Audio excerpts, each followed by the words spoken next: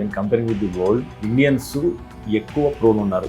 ఎందుకు ఇండియన్స్కి తక్కువ వయసులో హార్ట్ అటాక్స్ వస్తున్నాయి? We are genetically more prone.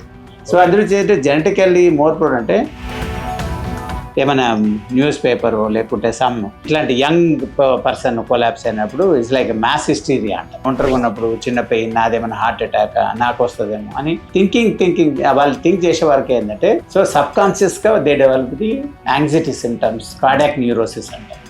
They develop LDL cholesterol units పెరిగింది అనుకోండి 10% రిస్క్. HDL cholesterol gram per decile ఉంటే 2% రిస్క్ పెరుగుతుంది. HbA1c అంటాం 14% రిస్క్ పెరుగుతుంది. హై బ్లడ్ ప్రెషర్ నుంచి పెరిగిందంటే you are adding more and more risk. Not only stroke, heart failure, kidney failure ఇవన్నీ యాడ్ అవుతాయి.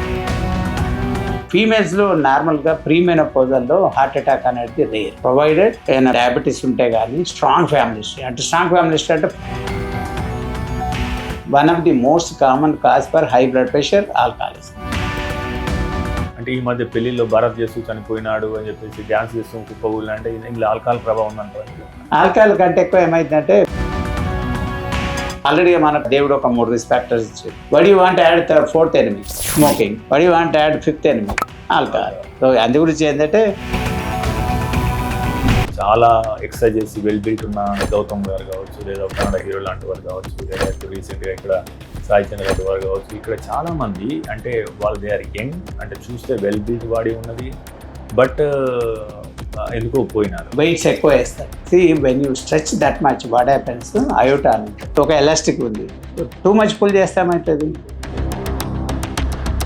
When you go for heavy work exercise like జిమ్లో వెళ్ళి బాగా వెయిట్ లిఫ్ట్ చేస్తాం, దానికంటే ముందు compulsory mandate to get one. చాలా మందికి అప్రిహెన్షన్స్ ఏమున్నాయంటే ఎటువంటి ఆయిల్ వాడాలి అని. ప్రతి ఆయిల్ మంచిదే, ఏది ఎక్సెస్ మంచిది కాదు. అంటే సిటీ యాంజియోగ్రామ్ లాంటివి ఏమన్నా ఉపయోగపడతాయా? ఇది ఎవరికి మీరు సజెస్ట్ చేస్తారు? సో ఇప్పుడు అందరూ ఎక్స్పర్ట్స్ గూగుల్ చూస్తారు, they rush to the hospital to under never undergo city angio without. మనకు హార్ట్లో ప్రాబ్లం ఉంది అని తెలిపే ప్రారంభ లక్షణాలు ఏంటి? వెరీ క్రిటికల్ 99% రెస్ట్ పెయిన్ వస్తుంది. ఆ రెస్ట్ పెయిన్ నడిచినప్పుడు ఇంకెక్కువ అవుతుంది, చిన్న పని చేసినా ఎక్కువ అవుతుంది. డెంటల్ పెయిన్ కంటిన్యూస్గా ఉండాలి, ఇజ్ ఇట్ నాట్? నమిలినప్పుడు ఉండాలి, but this pain it's not like that. This troponin T టెస్ట్లు ఉంటాయి, ఆ టెస్ట్ తీసుకోండి. అది నార్మల్ ఉంది అనుకో రిస్క్ ఇస్ లో, పాజిటివ్ ఉంది అనుకోండి ఇమీడియట్లీ కాంటాక్ట్.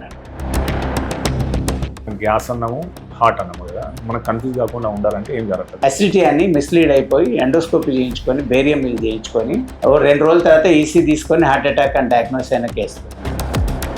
సపోజ్ మనం 1 అవర్ నడుస్తున్నాం, రెస్ట్లో పీకింగ్ వచ్చింది. హార్ట్ అటాక్లో కూడా 100లో 60%కే ఫస్ట్ ఈసీజీ అన్నారు, but symptoms are more than at least take second ECG after అన్నారు. వ్యాయామం అనేది గుండె ఆరోగ్యాన్ని కాపాడటంలో ఎటువంటి పాత్ర పోషిస్తుంది? సో ఎటువంటి వ్యాయామాలు చేయాలి, ఎటువంటి జాగ్రత్తలు తీసుకోవాలి? జాగింగ్, రన్నింగ్, సైక్లింగ్, స్విమ్మింగ్, ఇవన్నీ బ్రిస్క్ వాకింగ్, ఇవన్నీ ఐసోటానిక్ ఎక్సర్సైజ్. ఈ ఐసోటానిక్ ఎక్సర్సైజ్ తోటి ఏంటంటే హార్ట్ రేట్ అనేది ఎంతవరకు వెళ్ళొచ్చు, ఎంతవరకు నార్మల్? నార్మల్ హార్ట్ అనేది ఈజీగా తెలిసిపోతుంది. ఇట్ విల్ గో టు 253 ఏంటంటే యాంజియోప్లాస్టీ కావచ్చు, బైపాస్ కావచ్చు, లేదా ఓపెన్ హార్ట్ సర్జరీ కావచ్చు. ఇది ఎవరికి ఏం సూచిస్తారు? మెడికల్గా ఏంటంటే సపోజ్ 70% బిలో బ్లడ్. హార్ట్ విషయంలో అంటే ప్రొసీజర్స్ కావచ్చు, ఆపరేషన్ కావచ్చు, అసలు అంటే ఎందుకు ఫెయిల్ అవుతాయి? Rotor drilling machines we may do the orbital. అవి చేసినప్పుడు అంటే సడన్గా టేబుల్ మీదే పర్ఫరేట్ అయ్యి. This experience of every card. See we are only humans. ఇట్లా మీకు సంతృప్తినిచ్చినాయి కానీ 1 or 2 కేసెస్ డిస్కస్ చేయండి. He is a construction worker. His brother went to do the work. There only he fell down. We shifted and we crossed the vessel. We did 3 stents. Entire vessel is opened. For that case, I won the second best case in the world.